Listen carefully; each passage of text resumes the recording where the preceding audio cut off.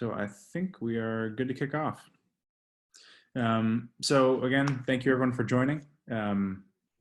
This session today, we're going to be talking about how to integrate, automate, and optimize your API lifecycle. And we're going to specifically use the context of some recent enhancements that we've made to our product SwaggerHub, specifically around the way that Git workflows and our Git integrations work, as well as a brand new SwaggerHub CLI tool. And presenting today is going to be Stephen Mizell, who is a director of product management here at SmartBear, and he focuses specifically on SwaggerHub. Just to set some context for folks who maybe know SwaggerHub but might not know SmartBear. SmartBear is the company behind SwaggerHub and a lot of other products. So we have almost 7 million users around the world. SmartBear really is a software quality tools company for development teams or testing teams who are looking to make sure that they're releasing high quality releases in an efficient way. SmartBear has a whole sort of portfolio of tools that help out with specific use cases. So you don't need one big monolithic solution, but really whatever you're trying to solve for, SmartBear has a tool that can help you with your testing, your design, your test management, which I think there's some on the next slide. Yep, so this kind of gives a rough lay of the land. A lot of people know us for our open source communities that we support. Obviously Swagger, we're the main supporter of that open source community. Also SOAP UI, and then recently Cucumber. So a lot of people also know tools like Zephyr, really great for test management if you're using Jira. Test Complete if you're trying to do UI testing, or Collaborator if you're trying to do code and document review. So there's a whole bunch of tools. Appreciate everyone sitting through a quick plug there. And before we fully kick off, a couple points of housekeeping. This session will be recorded. So we will be sending out the recording after the session. So if you want to rewind on anything or share it out with your teammates, feel free to do that. And then if you have questions at any point as we're going through the presentation, feel free to put those into the Q&A box. Ideally not the chat, because if you put a question into the chat, there's no way that we sort of have a record of that after the session. And we'd love to make sure that we can follow up and make sure that we get that question answered. All right. So without further ado, I'm going to hand it off to Stephen. Great. Thanks a lot, Patrick. My name is Stephen Mizell. As Patrick said, I am a director of product management here at SmartBear, work on SwaggerHub, and I'm excited to talk to you today about some of our recent changes, some of our what we've just released, and we're going to talk about it in the context of an API strategy, because that's really the world that we're speaking to here with these changes. So the agenda today is to look at what is an API strategy, what do we have new at SwaggerHub, and then we'll have a demo time toward the end of this and finish up with some Q&A. So we'll make sure we leave enough time at the end for that. So just to briefly mention what we've released, so you have an idea, is that for one, we've created a new CLI tool. CLI tool is really geared toward the CI/CD experience, being able to automate around SwaggerHub in a build pipeline. And then we've also enhanced some of our Git integrations to improve that workflow within SwaggerHub. And this is all to make it easier to implement, to use an API strategy across your entire company, and to automate across your entire company.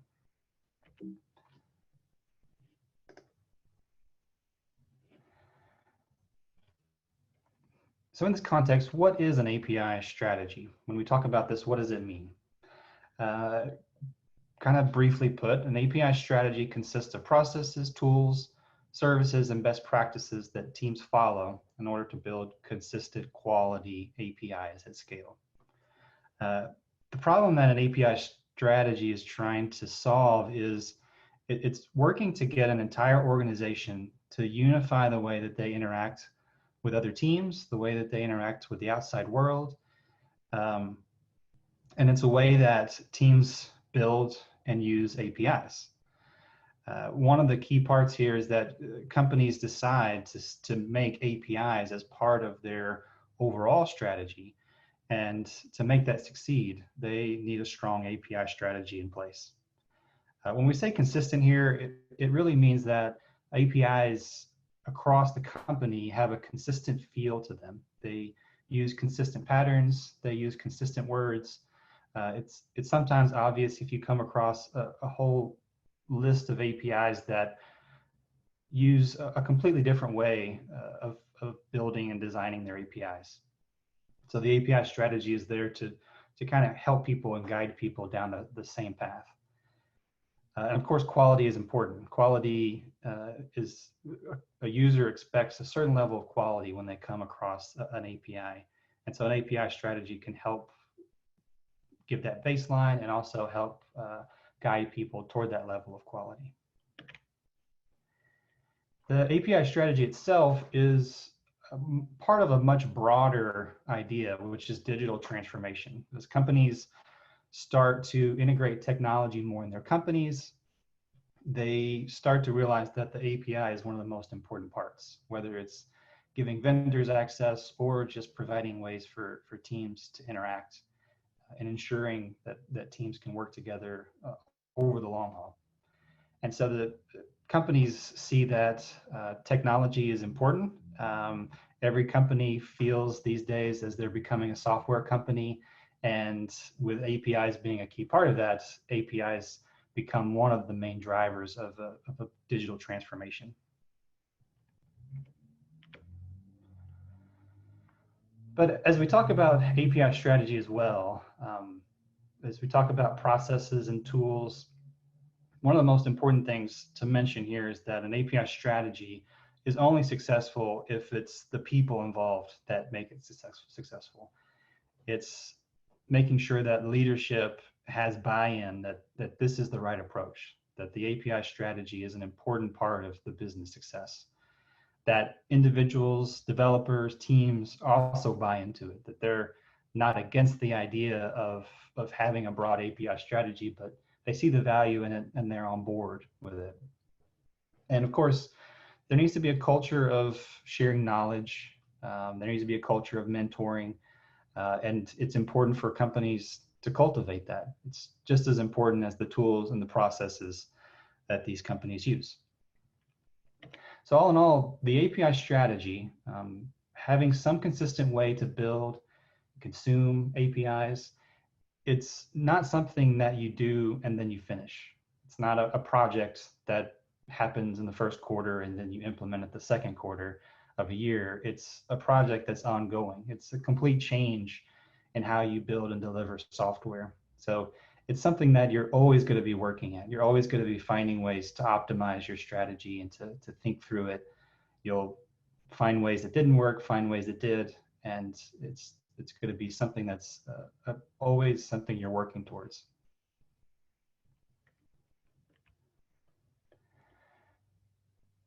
To do this at scale, though, to do an API strategy well across the globe, across many time zones, many teams, maybe hundreds, thousands of APIs for some people, it can't be an individual or a group of individuals that make the API strategy work. You need tools and processes, and you need everything to be integrated in a way that you can use your tools and you can make sure that all of the tools are on the same page, using the same strategy. And additionally, you need to make sure that automation is there so that the rules that you use, the standards, the style guides, they're done in a way that can be automatically applied at different phases of the development lifecycle, so that it doesn't have to be individuals that do it. It can be software, it can be tools, it can be something that happens at design time or build time. So API strategy, of course, requires people. It requires tools and services. And of course, it requires this broad idea of integration and automation. So as we look at an API strategy, how can SwaggerHub help? What are the tools we provide? What are the things that we do that make an API strategy easier for you? So we kind of focus under this idea of integrate, automate, and optimize. SwaggerHub itself provides lots of different features. We specifically help with the API design process. We give you a nice editor. We give you the ability to collaborate around any API design changes, around an open API document.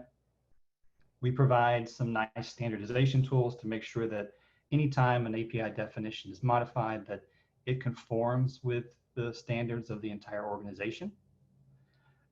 We provide a central catalog for a place for you to store all of your API definitions across your company, which helps with discovery, helps with reusability. We provide a single place to manage access to all of those. And we provide lots of integration tools for you to integrate your development process and your design process. And now with the CLI tool, we're starting to think about how can we help automate some of these things. So really two different areas, integrating and automating. You can use SwaggerHub integrations to integrate with your Git repositories and API management tools, and you can use the SwaggerHub CLI to automate some of your CI/CD workflows.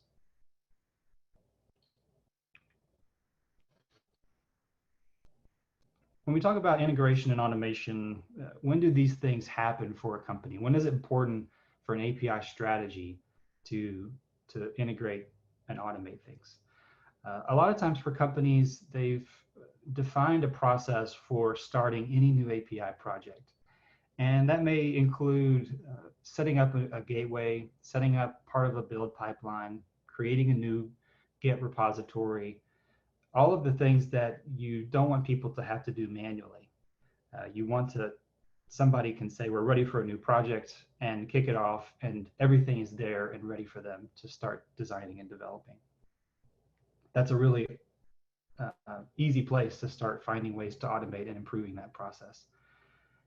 Applying standardization, of course, this is where you come up with rules that state what can and cannot go into your API definition. For example, you may say that the schemas within your open API document must also have examples with them. And you can apply that rule across all of your API definitions. And that can be done at design time when you're actually writing the open API definition, or it can be done at build time to ensure that any API definition and any API change as far as the code is going to be built according to the standards. Kind of one last check before deploying and pushing things out to production. It's important to have a way to integrate the design and the development processes. There's a gap that happens with the API design process where a team works and designs the change. Maybe they're adding something to an API, and then they need to get that information into the development world. How do they get the design over to the developers and in a way that they can start working? So the SwaggerHub integrations are an easy way to do that. You can make the changes, and when you're ready, you can push those changes into the development lifecycle. Another common thing is for teams that are doing a more code-first approach, meaning they write their code and they annotate it, and then they generate an open API document from that code. They need to somehow get that open API definition into a central repository, into a central catalog of all the API definitions. And so this process can be automated as well. So they automate the process of building the document, and they automate the process of maybe updating a version or creating a new version within SwaggerHub.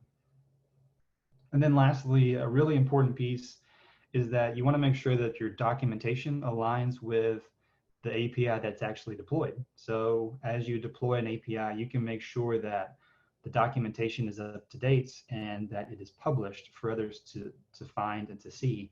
And that can also be automated across the design and the development life cycles.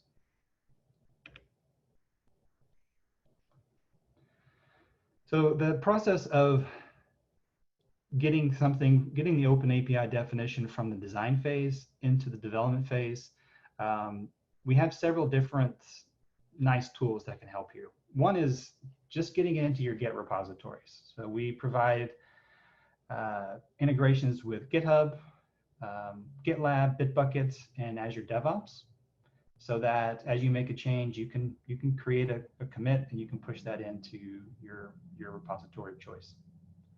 You can also push your definitions up into tools, API management tools like Azure API Management, AWS API Gateway, and Apigee Edge. And then important too for teams to interact and to work in parallel, for say a mobile team to interact with an API team. The API definition could be used as a contract, as a central place that you decide how those two teams interact, and then allow the mobile team to go off and use a mock server to start building their application without waiting on the API to be built. Lastly, another important piece of automation here is webhooks. So you can trigger webhooks based on different events within SwaggerHub. When someone saves an API definition, or when someone pushes it out, or someone publishes it. And this can be a nice addition to any automation workflow. So getting to the enhancements, the changes that we've just recently done. One is that every time you create a new version within SwaggerHub, if you're moving from 1.0.0 to 2.0.0 for your API definition, we copy over the Git integrations as you create these new versions, so that every version is also connected to your Git repository, which makes creating versions a lot easier. It reduces some of the friction there. Every time we create a new version, we also create a new branch that matches that version within your repository. And this keeps versions from stepping over each other.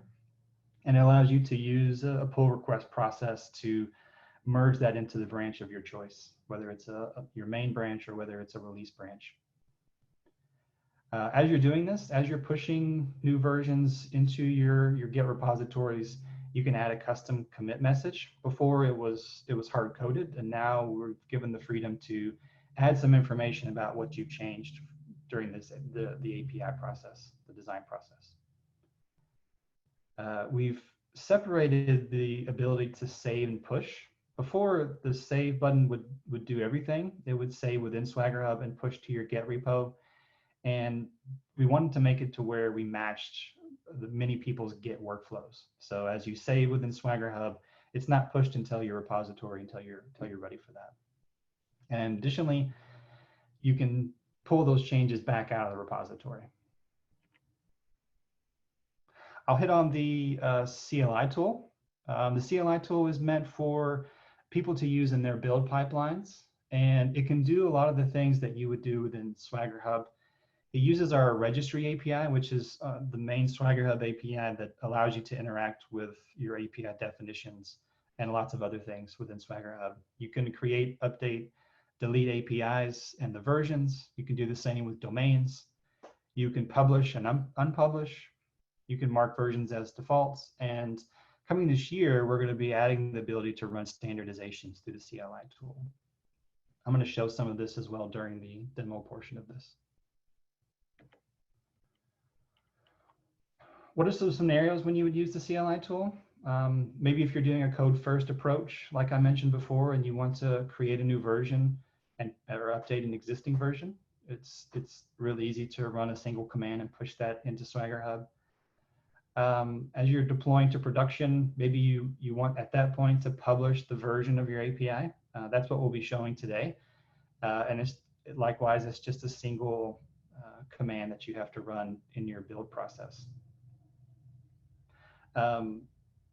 You can use, of course, like I said, code first to run your standardizations. So for instance, during build time, you can make sure that your standardization is run on any open API definition you build. And this ensures that the standardization is valuable for not just the design portion, but also in a design first approach, but also for the build portion in a code first approach. And lastly, during doing code reviews, it can prevent people from merging code that isn't built according to the standards. It can give feedback during that code review process in a pull request to make sure that your standardizations match. So I want to take a really quick look at what we'll be doing in the demo and how SwaggerHub fits into this design first, code first approach. One is, this is design first. This is kind of the workflow of pushing out into development phase and then pushing things back into SwaggerHub. You start with an open API file, you make some updates. Step 2 would be to use the Git integrations within SwaggerHub to push that into your Git provider. Maybe it's GitHub or Bitbucket. At that point, you may run some tests. You may check standardizations. You move on from there to a code review. If everything matches, if everything looks good, you merge that. You do a final test, and maybe you do your final deploy as well. And this is where on step 7, you publish that within SwaggerHub to make sure that your API definition and your documentation is in line with what's in production. This is the workflow we'll be looking at in the demo.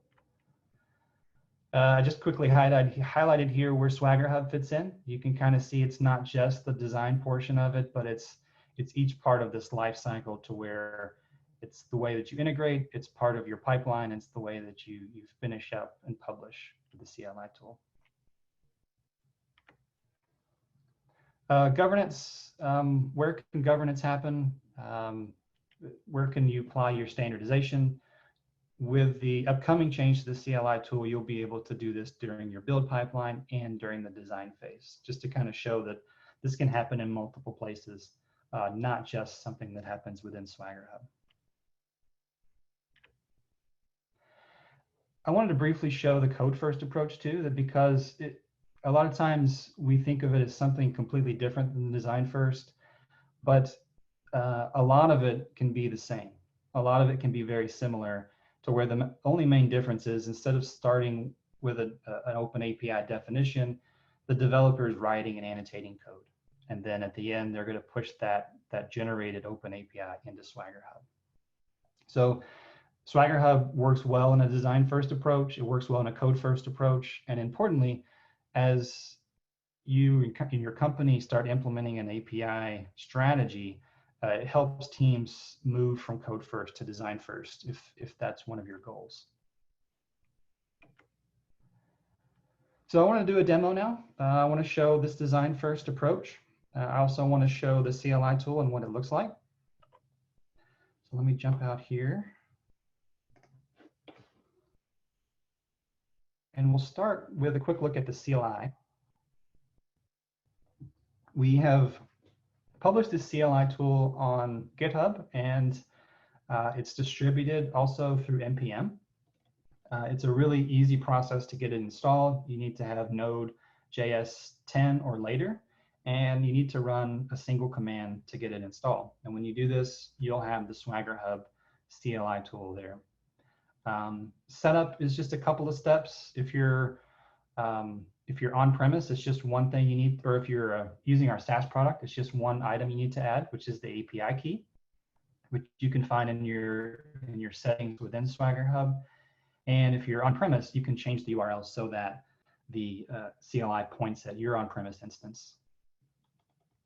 These are environment variables. These can be configured in your build service, build tool.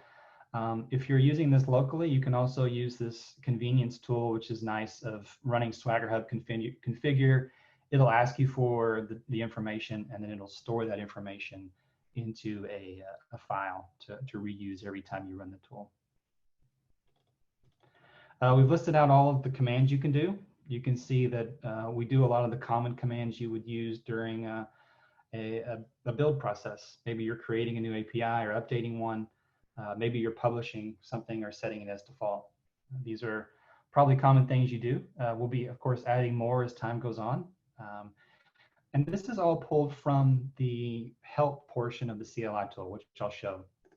So the Swagger, once you install it, you get a SwaggerHub command, which is just SwaggerHub. And everything that is it here in the documentation is also available in the help. So you can use help to kind of give you information on how to use any part of the CLI tool. For instance, we'll look at SwaggerHub get, which is a way to pull down an API definition. And it gives you the information on what you need to pass in and other arguments or options you could use to pass in as well. I'll show a quick demo of this. I have a API here that's already set up. It is owned by SL Demo. It's called Webinar, and the version is 1.0.0. So what I'll do is I'll use this get command and pull this down.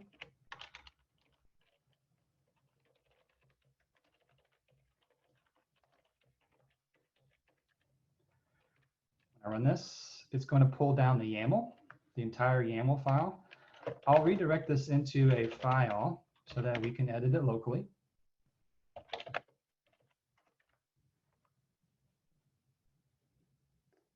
I'll add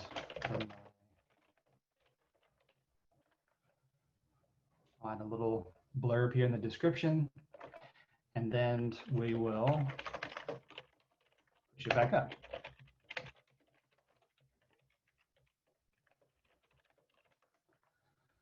So I, of course, could have looked this up through the help. It's very similar to the get. The difference here is that I pass a file in.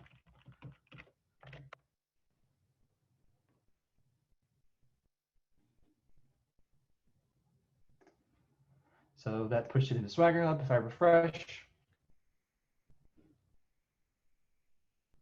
you can see here now it says from my local computer. And you can do other commands. You can do publish and marking things as default. I want to show how this can also fit into a larger workflow.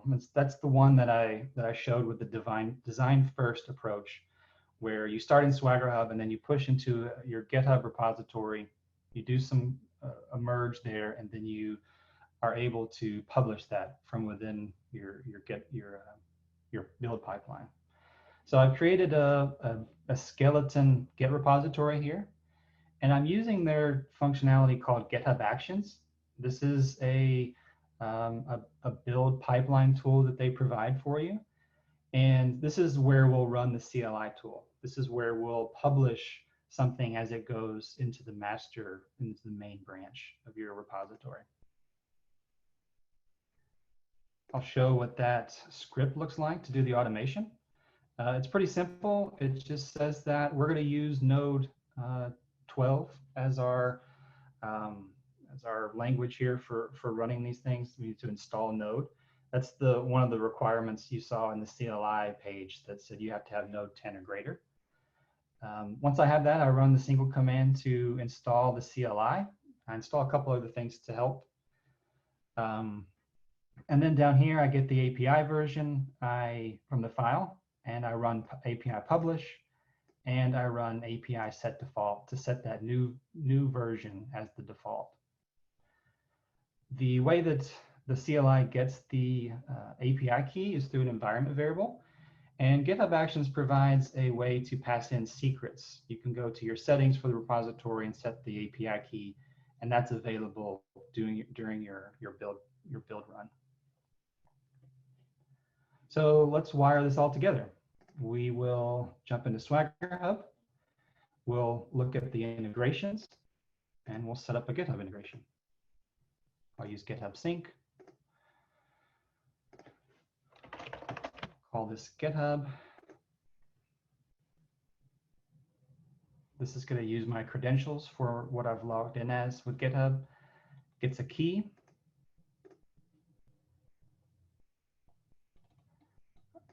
Pick the right repository, call this webinar.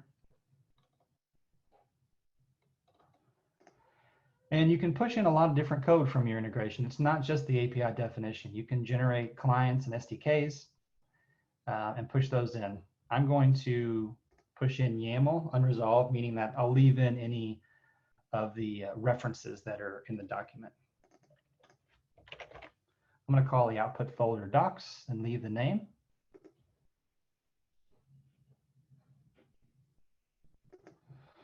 So now I've created this. I'm going to make a change here. And I'm going to sync this with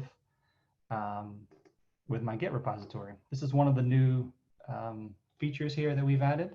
You can see that you can pull the changes and you can save and push the changes. I'll add a special commit here. And save and push those changes into my Git repository. Everything was successful. When I look at the repository now, I should see a new branch. The first branch that I left the default as SwaggerHub. And when I look here, you can see that it's created a docs folder and it's created the swagger.yaml file. Anytime I push into the repository, it also kicks off a build. You can see the commit message, and we see here that the build was successful. And this is because the publishing and marking things as default only happens when it's on the main branch. It doesn't happen when it's on other branches. So really nothing is happening as I push into this SwaggerHub branch. What we'll do now is we'll do a pull request. This would be the part where the you as a team or your development team would collaborate around any of the changes for the API and maybe include any development changes that need to happen as well, maybe code changes. After that all happens, after the review has been approved, this can be merged into the main branch. And at this point, it's going to kick off the action, and it's going to run the command for publishing and marking that version as default. The version we had was already default, but it actually wasn't published. And this command here is going to do that for us. Installing the CLI at this point, it's running the publish command, and then it does some cleanup at the end. I look back over here, I see that it says that this is unpublished. This is because I haven't refreshed. If I refresh the page now, if things work correctly, it tells me it's published. So you saw a full circle there. I made a change from within SwaggerHub, pushed it to my Git repository, and then from there, published it and marked it as default from my build pipeline. I want to show too how what happens when you start creating a new version. So we will create version 1.1. At this point, it's going to ask me if I want to copy the integrations that I have set up over. I have set up GitHub, and I can uncheck this or not to copy it over. This keeps my versions consistent and makes it easy to do a new version.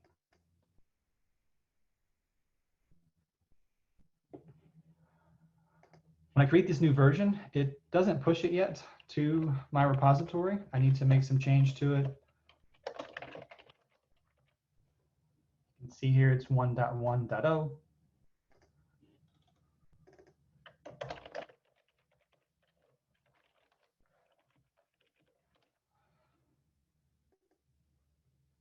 I'll save this within SwaggerHub, change a new commit, and push that into my repository. This is really similar to what we saw with that initial push, but now I've created a new version.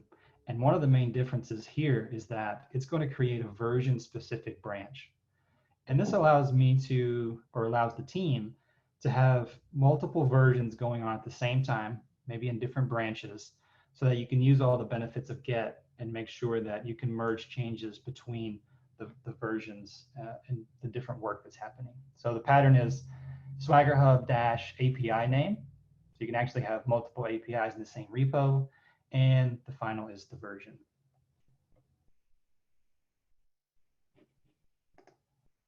I want to show quickly how we can make a change and pull that into SwaggerHub using the new pull feature. Add a note. This was saved within GitHub. I commit those changes.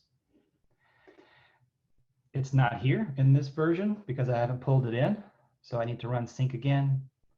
I will pull these changes. And when I do, I see that it says it is now what was in the GitHub repo.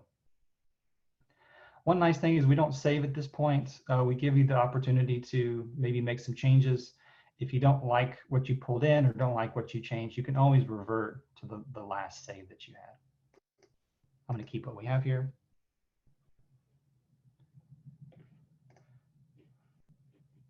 At this point, it would be the same process, and maybe another code review, another merge into the main branch.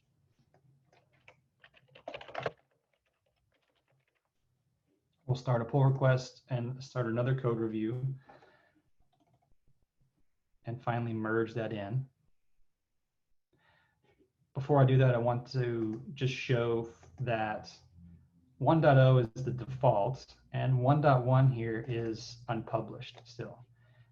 The goal is once I merge that, 1.1 should also be published, but now it should be the new default.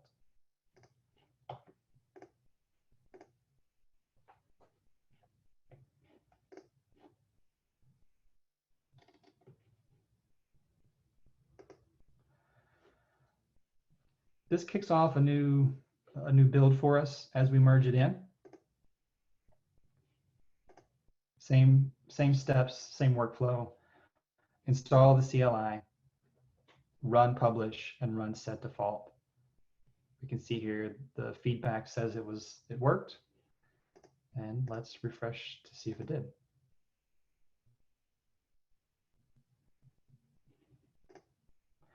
So now 1.1 is published and it's marked as default. So this whole process helps the team do the steps that you would implement in an API strategy, but do them in an automated way. I never had to think about, okay, now I want to publish this version, and now I want to make this as default.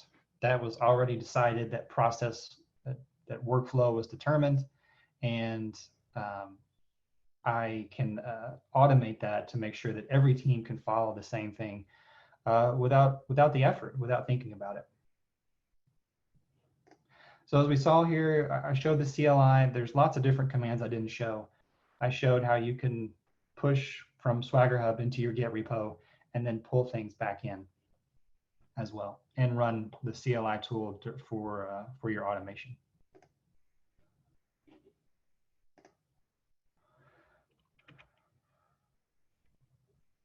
So just kind of a refresher on that original diagram. Maybe this kind of puts a working example to this workflow here. We kind of saw each portion of this throughout this whole process. And like I said too, just to say about Code First, you could do the same process with Code First, and it would be a setup where your workflow, your process can be automated, so your Code First team can continue working the way that they work and push things into your central catalog automatically, and then give them the freedom to start maybe shifting toward a design first approach if that fits within your strategy. So kind of the big takeaway here, of course, is SwaggerHub as we're thinking about this API strategy, as we're thinking about helping it and enabling it, making changes to the workflow within SwaggerHub, and adding tools that you can use to build automation. We feel that SwaggerHub is a really key tool for that, a really key tool to help you integrate and automate your processes, and to give you the opportunity to optimize those, to go even beyond maybe that initial strategy that you've implemented, but get feedback and move forward and improve it as time goes on. So we feel SwaggerHub is a really great fit to help you make your API strategy successful, especially with some of these new changes. So I see here we have maybe 4 minutes of Q&A, or Q&A time that we can do. So happy to try to answer some questions. I haven't looked yet at any of them, so we'll kind of dig in and see if we can answer some of these questions here. Great. Yeah, thanks, Stephen, for covering all that. I'm going to give you an opportunity to take a look at these questions. In the meanwhile, we do just want to launch a quick poll. If anyone wants us to reach out to them, whether it's about learning about different plan options that we have, or if you want us to reach out to schedule a call with your team, just let us know. We're more than happy to answer any additional questions on that. Yeah, let me run through a few questions here. These are all good ones. The one here is, when do you plan to enable integrations for open API domains? So SwaggerHub supports a nice feature called domains, where you can put reusable components that allow your teams to use maybe the same error schema, maybe the same pattern or same format for a response or a request. And domain is a central place you can do that. Right now, we don't have the integration set up, but it is something we are really looking into. OpenAPI 3.1 is actually doing some things that can also improve and make domains kind of a key part of the OpenAPI document itself. So we're going to be looking at how we can make all of these worlds work together and then bring more of the features you have in an API to the domains portion of things. Right now, you can use the CLI tool for a couple of these. If you're wanting to use domains during your build process, you can pull that down. But we're currently kind of in this design phase of figuring out what do we do with domains and integrations in OpenAPI 3.1. I have another question here about SwaggerHub integrations. Talked about the API list. Is IBM API Connect supported? I believe it is. I think that was the one that I didn't include there, but yes, I believe we do support the IBM API Connect. Another question here is, do you have examples of how custom standardization rules are added in SwaggerHub for designs being created? We have a GitHub repository that's full of really common standards, common rules that you can reuse in your organization. And we're constantly building those, constantly adding to that. So probably something we could get the URL for and share with people. We could share out to this list because it's something that can help you get up and running quickly and give you ideas on what you could do. So the team has put together a really good list of rules. Yeah, I'm just going through the lists. Every one of these is a good one here. Is this possible with an on-prem installation of Bitbucket? Yes, it is. We do support on-prem Bitbucket support, and we're working on GitHub Enterprise support so that can be supported as well. That should be coming up pretty soon here. It's something that's currently in the backlog that's coming up.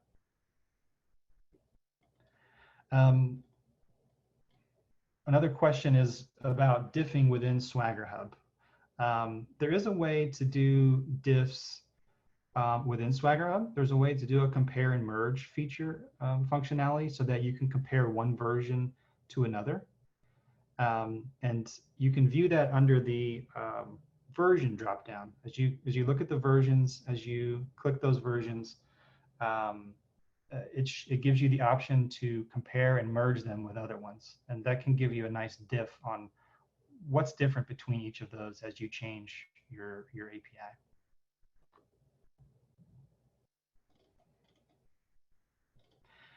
I see we're at time here. Maybe I'll answer one or two more, and then we'll kind of be mindful of everyone's time here. A question here is, does the CLI work with on-premise version of SwaggerHub? It does. One of the things you can do is you configure your SwaggerHub CLI is you can pass in a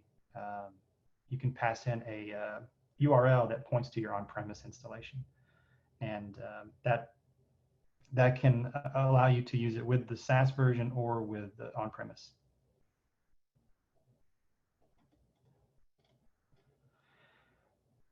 And lastly, there's a question about the mock servers. A mock server is one of the integrations. If you saw where I clicked on the name of the API, and then there was a section for integrations, a mock server is set up under the auto mocking integration.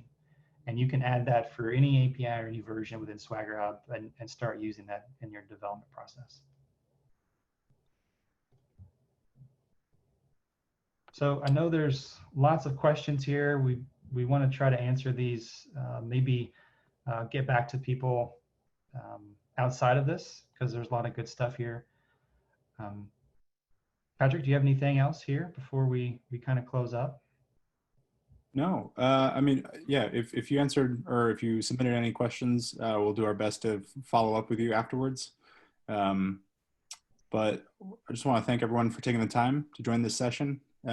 For anyone asking, yes, this session is recorded.